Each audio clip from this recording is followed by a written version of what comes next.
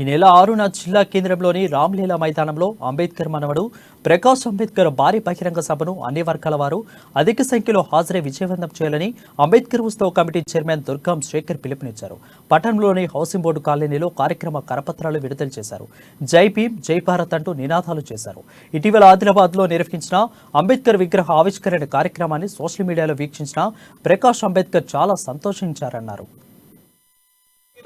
మతాలకు అతీతంగా జరుగుతున్నటువంటి కార్యక్రమానికి మనం అందరం కూడా లేదా చేయగొట్టి ప్రకాష్ అంబేద్కర్ గారికి మన బాబాసాహెబ్ అంబేద్కర్ గారి మనోనికి మనం లేదా ఆదిలాబాద్ లో లేదా అద్వితీయమైనటువంటి స్వాగతం మనం లేదా మనం చేయాలనేసి లేదా ఈ సందర్భంగా తెలియజేసుకుంటూ వస్తుండు కాబట్టి మిత్రులారా, సోదరులారా, కుల బంధువులారా, ఎస్సీ మైనార్టీ మిత్రులారా, అన్ని పార్టీలకు అతీతంగా వచ్చి విజయవంతం చేయాలని నేను చేతులు జోడించి మీ అందరినీ రిక్వెస్ట్ చేస్తున్నా.